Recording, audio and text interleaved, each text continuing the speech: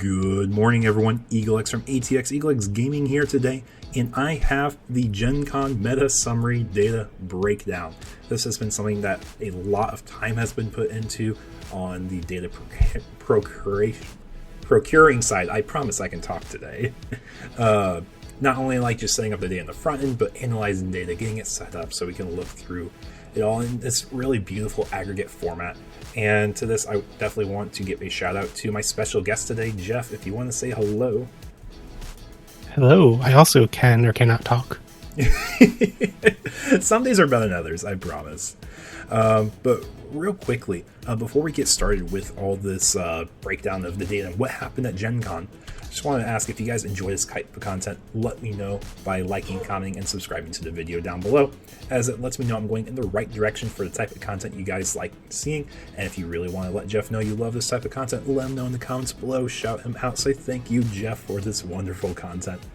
But getting into the fun part of this, I just want you guys to understand, converting the data into these graphics has a lot of steps to it.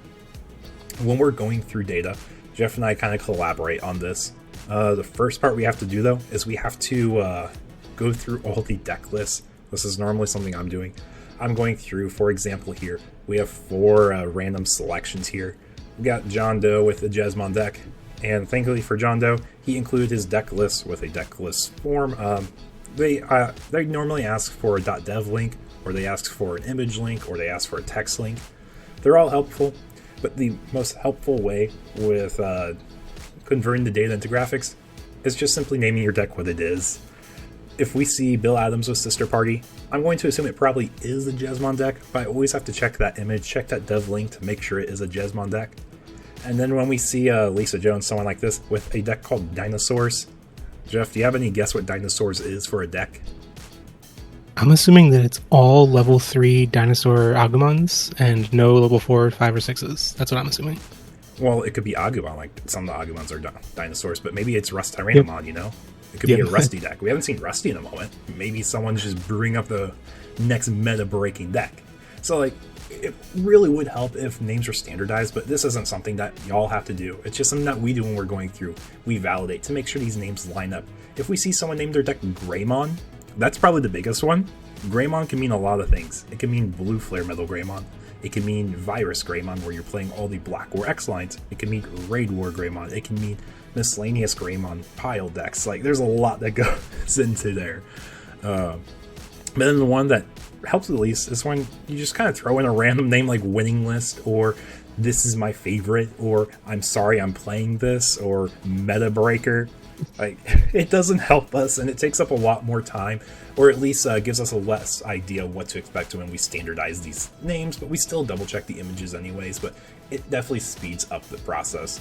But aside from that, I try to make sure that names match whatever pairing site we're using, so when Jeff does the scraping of the data, it can be compiled a little bit more efficiently. And Jeff, this is where I kind of want to lean into you for what you do on the data side here. If you just want to do a quick breakdown or some things that you notice when you work on this, we can talk about more of it too as we move on if you forget something. Yeah.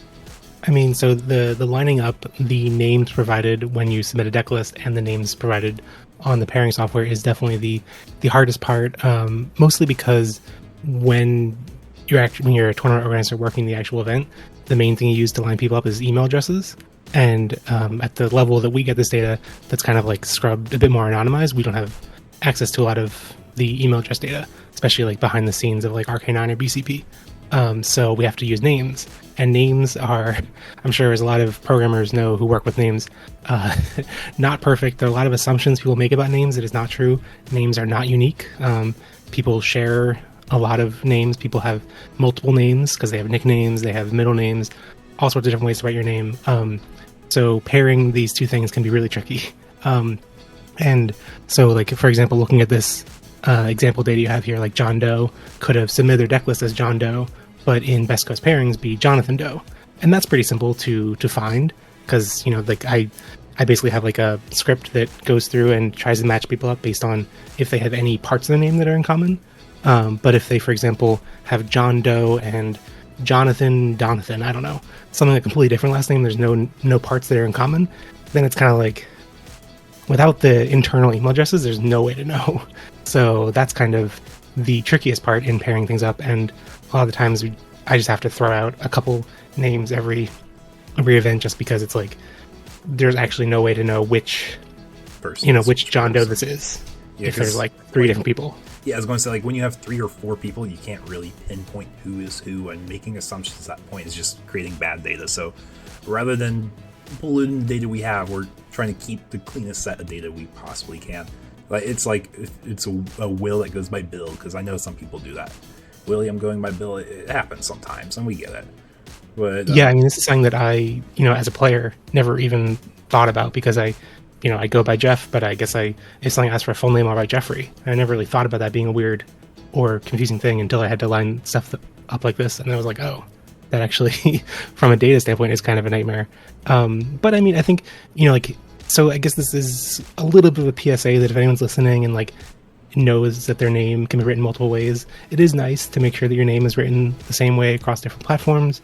I know this is also a thing in the One Piece community. I think Limitless is doing an effort for One Piece to like track people's names across tournaments and like have like a unified ranking across different events. And I think they do that based on the names that are entered into different events. So like there's some other benefit to making sure your name is consistent and everything. And also if you have a common name, to like maybe choose a different variant, like add a middle initial, add a middle name, so that your name doesn't exactly line up with other people's names.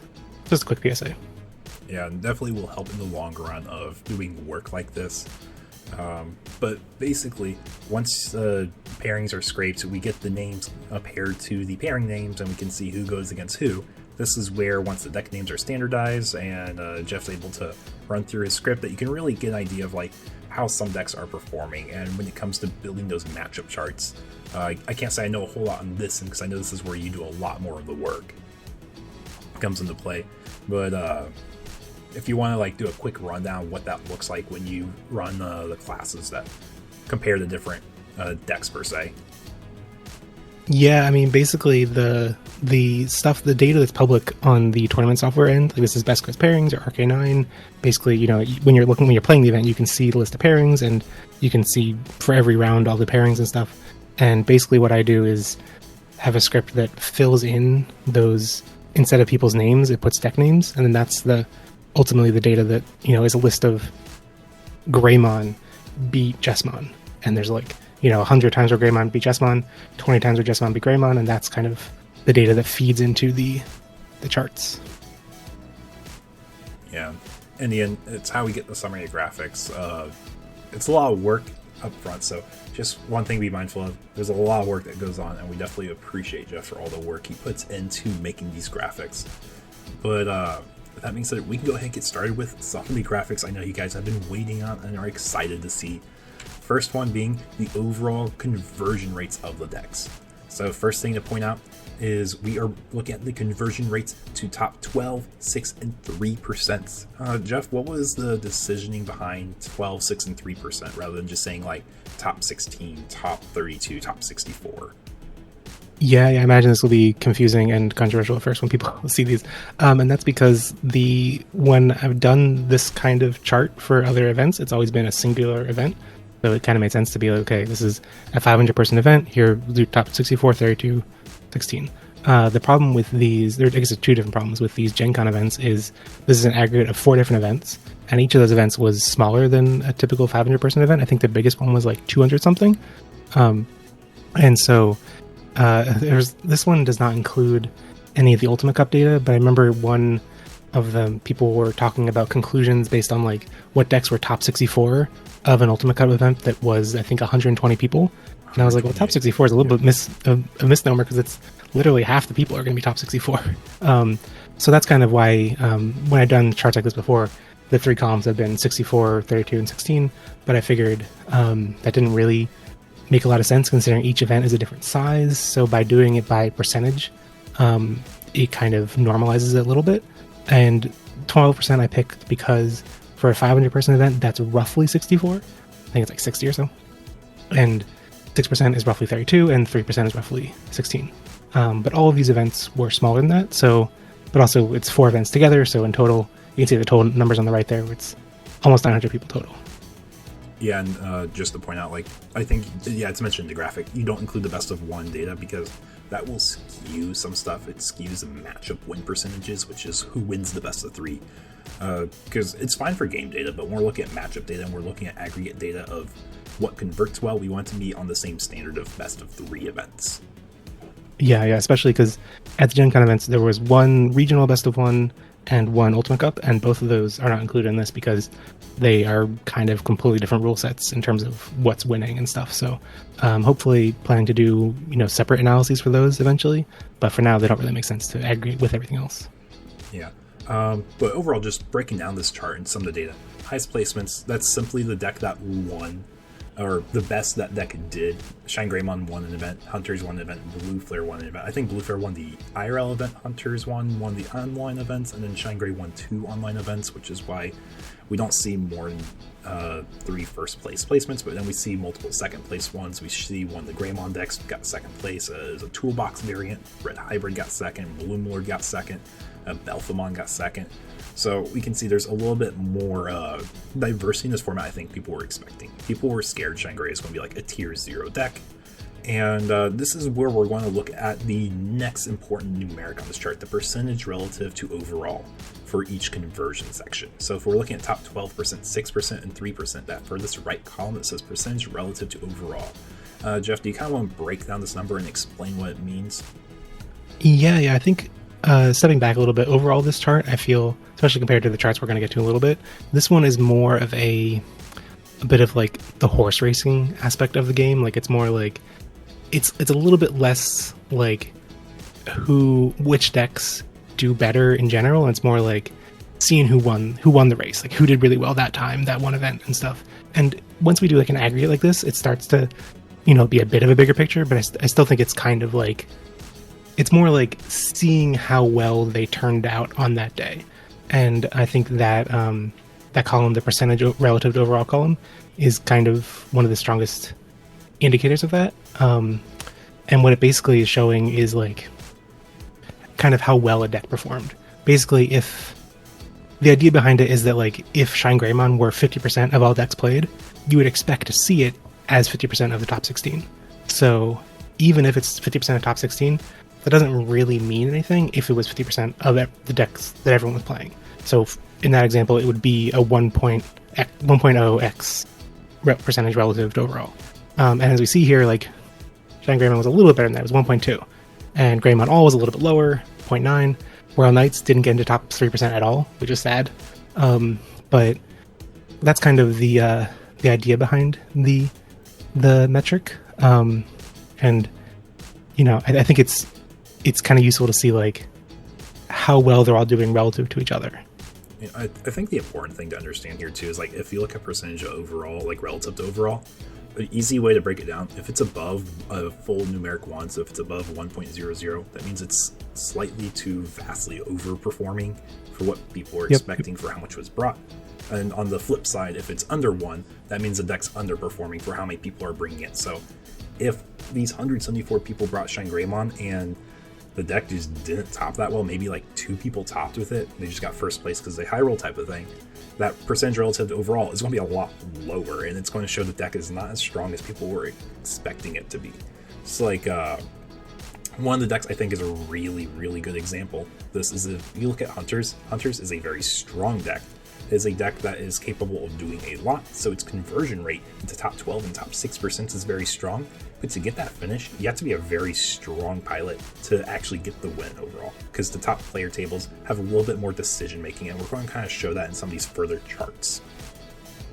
Yeah, and I think another thing to keep in mind about the percentage relative to overall column is that this is one of the reasons why I think of it as more about like the horse racing of the day. Like doesn't really tell you how, like, it's not the end of the story for how well a deck is tuned compared to the rest of the meta. And that's the example I think of for this is Ulforce in a couple of these different individual events. When I made individual charts for each separate event, I think for a couple of them there was like 1 or 2 Ulforce players in the entire event, and they got to top 16, and then their percentage relative overall was like a huge number, like 8x or something.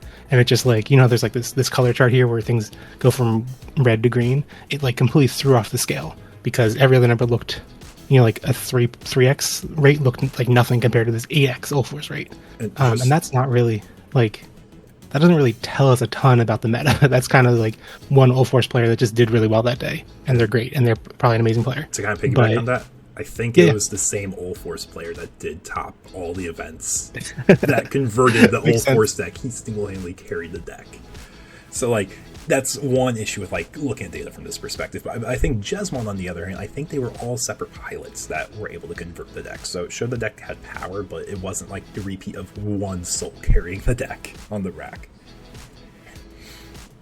overall. But yeah, no, I think those are really strong points, and there can be a lot people take away from this chart. But my simple perspective of looking at this from like a quick glance, top 12%, if you want to get some top pricing, you want to look at the stronger relative percentage rates. But if you want to see what's more winning, you would want to look at the relative to overall percentage rates in the top 3% column. Like, that's your best conversion to winning overall, hypothetically, but there's a lot of factors that go into a tournament run. But you can see where like the overall aggregate are. You don't just look at first place, but you want to look at what's in top 8 consistently. Is there anything else you want to talk about on this slide, though? No, I think this one I think is pretty self-explanatory. But I'm always curious to hear if people have questions or different ways of presenting it. I'm always iterating on how to present. Like this time, I think maybe compared to other versions of this chart, people have seen it has the alternating color rows, which clashes a little bit with the vertive color scale. But anyway, my point is, if you have questions, let me know in the comments. Always happy to answer. Yeah, for sure. Definitely drop comments below, because any type of way that helps you guys understand this data or something you think could help read or explain data better is definitely a way to improve this in the long run. Moving on to our next graphic, though, this is probably what people are more excited about. They want to see what is doing well against what. These are the top 8 most popular decks across all the events, and this looks at game data. It's important to includes the best of one day for August 6th, because we simply want to look at how each deck did in each game. The most popular deck being Shine Greymon, to no one's surprise. The least popular in the top 8 is Bloomlord. What this can show you in that left column is the overall win rate you would have against. Does this include all decks it win against, or is it just simply the top 8 decks being displayed here?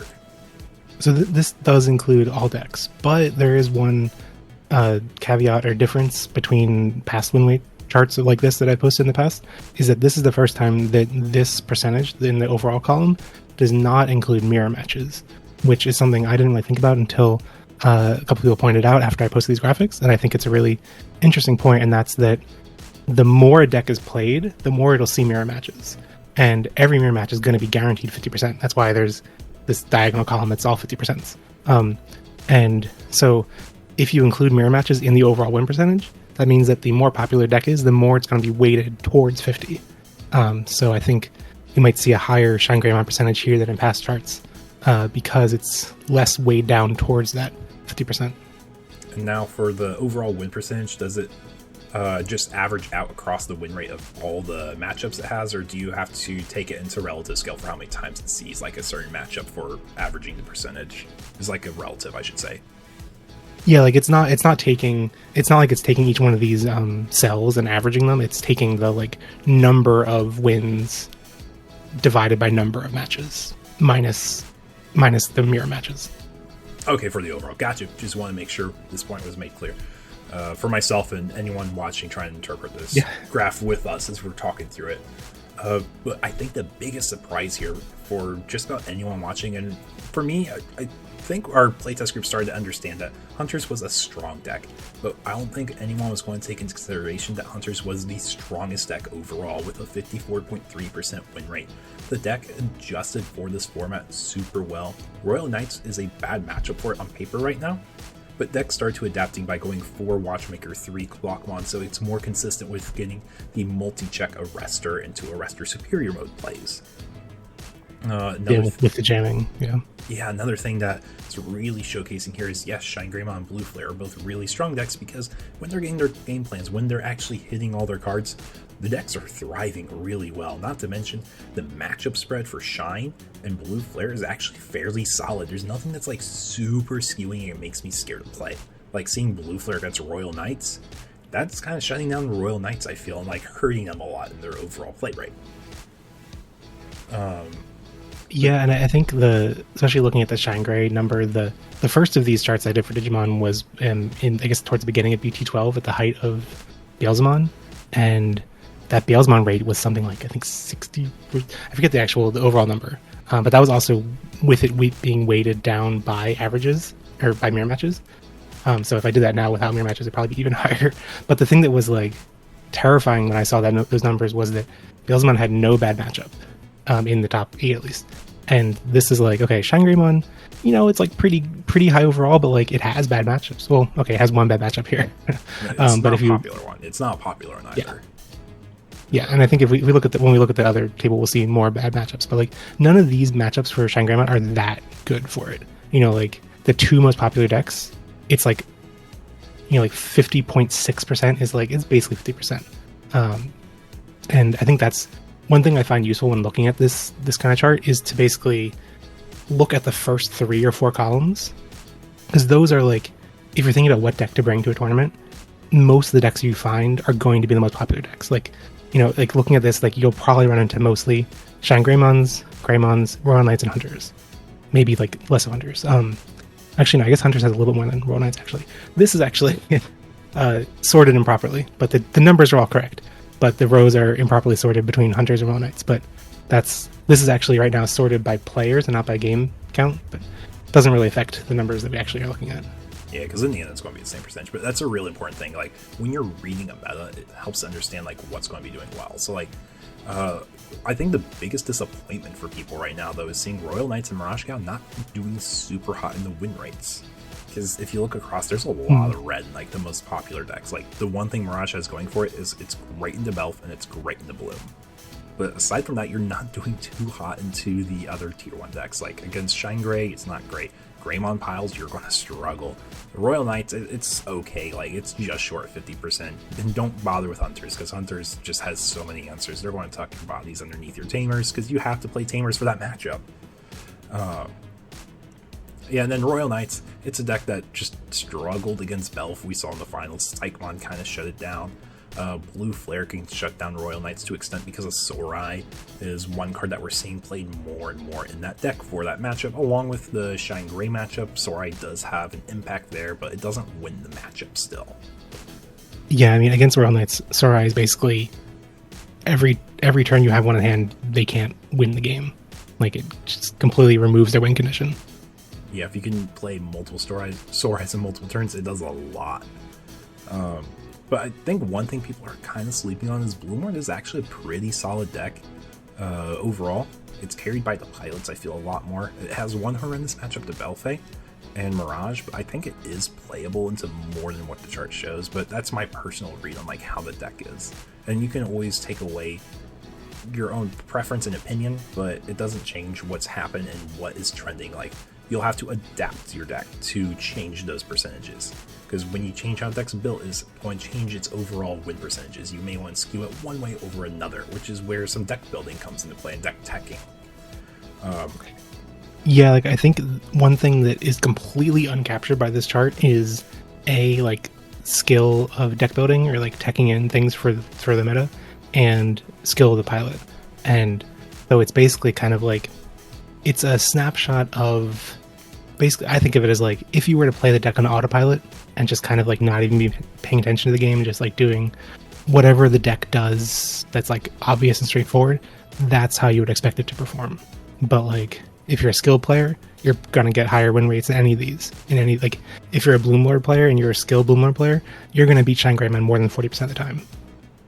Exactly, because you just kind of piece together your game plan. You know you have to hit certain plays in certain ways, and maybe your one of cards the price deck will really get people.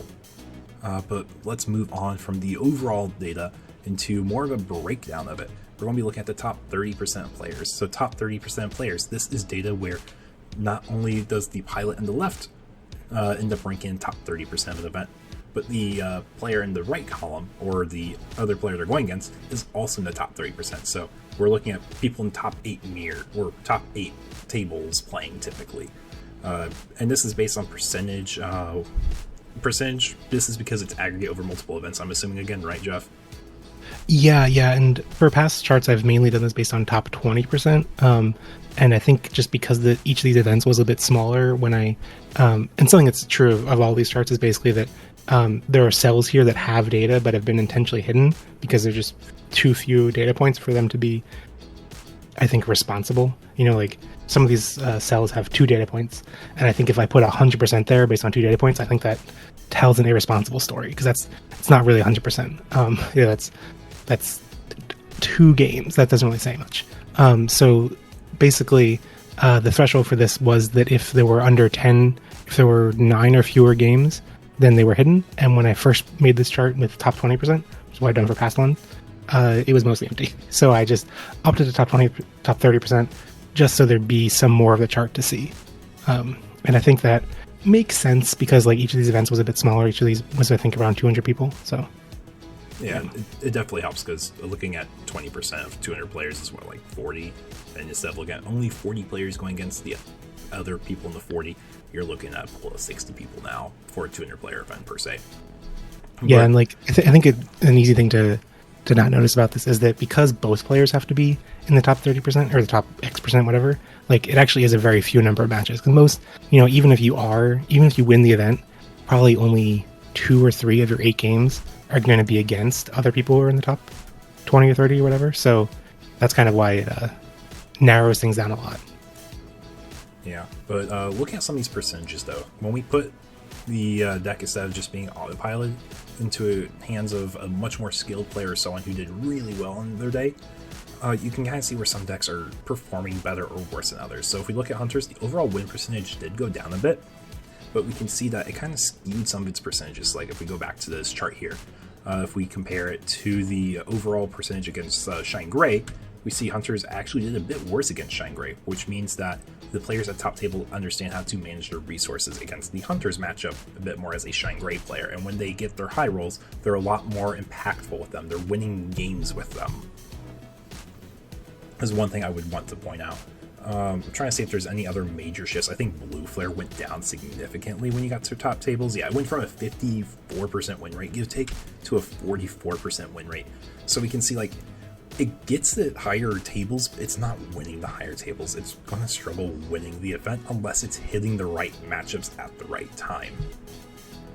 Especially with that Shine Gray win rate. It's just not looking good. Yeah, I think that makes a lot of sense because Blue Flare has a pretty standard game plan to plan around if you know how to play against it. Which means it can still top events, it can still win events because of getting lucky through matchups, but when you're up against the top players, they can work around a lot easier. Yeah, but that's the part I want to kind of point out on this chart here. Our next chart though is taking into account the top 18 most popular decks and how they do against each other. So this is painting yet another picture of the overall win percentages. We look at that Shine Gray win percent, we see its average 53.5% win rate, and you see there's a lot of green, but it's not like a super dark green, which is kind of what you're mentioning with the Beelzemon back in BT12 at its peak. Yeah, it is averaging closer to, like, I think you said 60%, or hinting at 60% give take. I just looked it up and it was 56%, but there were 3 matchups that were 50%, and then a 60, a 61, a 56, 56. So like it was pretty extreme. Whereas this, it looks like we have 1 or 2 that are around 60, but they're much less popular. And then there's actually 3 like bad matchups on paper right now. Virus, Greymon, Belphemon. Belphemon's barely there, but it is there. Same with Jesmon's. Like, good pilots are able to find a way around, or deck builders find a way around the matchup. Another thing we can see is if we look at win rates, Hunters overall, it has some super red win rates across this table here. Or not red, super green win rates. The ones where it's like, we see it has like an 85% win rate against Red Hybrid almost. And I'm curious, like, what's the reasoning for that? Why is it doing so well? Is it because it's able to OTK more efficiently? Is it being more memory efficient? That's one of the things that I think the 4 Watchmakers are really doing in this format, where it's giving a chance to outrace Red Hybrid now. But that's just my quick glance. But the other deck I really want to shout out here is Bloomlord. Bloom Lord isn't a deck that's doing amazing in top tables, but more looking at the other decks it's going against, it is a great gatekeeper of the other decks, as it's cheating the memory scale really well, it's able to control the board really well, and it just kind of answers what the other decks want to do. Yeah, like looking at the basically if you take the Bloom Lord row and move over to where you see the 50%, which is its own column, and then everything to the right of that is everything that is less popular than Bloom Lord. It has over 50% on everything that's less popular than it, which is kind of incredible. It makes sense because, you know, unless it's things that are like extremely efficient at killing it faster, it can steamroll over a lot of stuff. And that's really a big factor for why this deck's an amazing deck. Its game plan is so great against such a big majority of the decks, and it has a good play rate into some of the popular decks. But when you get to like the more meta decks, it doesn't gatekeep as well there. In fact, it comes down to skilled players adapting really well and being more mindful of their resources. And one thing that, I mean, I think I've always struggled with making these graphics is responsibly showing the number of data points. One thing that I was thinking of this because looking at the Bloom Lord versus Blue Flare matchup, which I remember in EX4 had some crazy numbers, like I think it was in the 70% or 80% or higher, but I think it was fewer data points. And so, I mean, I hope people, when they read these charts, you know, look at, that's why I make sure whenever I publish this data, it always has the number of games in the cell.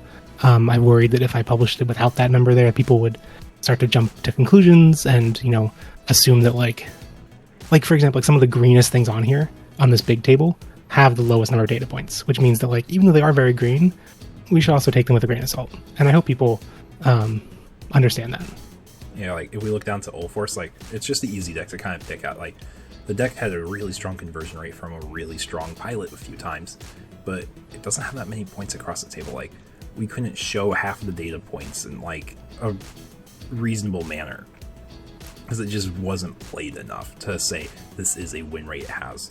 And like even some of the percentages we have very low data points to populate those squares. But yeah, exactly. Like especially with Ulforce, the number of players were few enough that like the data that we have is basically about a couple pilots, and the goal of this data is to like have enough data that it abstracts away who the pilot was and is just like autopilot aggregates. Yeah. But with that being said, Jeff, do you have any other points you want to make about this chart here? Because I think this was our last one here, right? Yeah, it was our last one. Yeah, no, I think leaving on the note of like try to be skeptical of the number of data points whenever, especially if you look at some of these and you're like, oh, well, that's a very high number. Like, is Beelzemon really amazing into Belphemon? I mean, maybe, but also there's only 14 games where they actually face each other compared to, 269 games where Greymon played against Giant Greymon. So I hope people can, have a healthy amount of skepticism. And I've tried other ways of presenting this data. In our playtest where we've like shown prototypes of showing confidence intervals with like a plus minus, like 18.2% plus minus 10%, or that kind of thing. And I think it tells a more coherent story, but also it makes these charts just look like a periodic table. And they already have too much information. They're already too information dense. So, it's always a balance, but I am always curious to hear people have feedback about the tables, about the data, if there's things that are unclear, if there's things that can be improved. I'm always curious to hear, chime in the comments. But yeah, I think that's all I have to say. Yeah, with that being said, thank you so much for watching, everyone, today. If you enjoy it, like, comment, subscribe, and just let everyone let Jeff know in the comments below. Thank you so much for this work. We appreciate it. There's a lot that goes into it, and we definitely want to see more in the future. With that being said, thank you so much, everyone, and take care.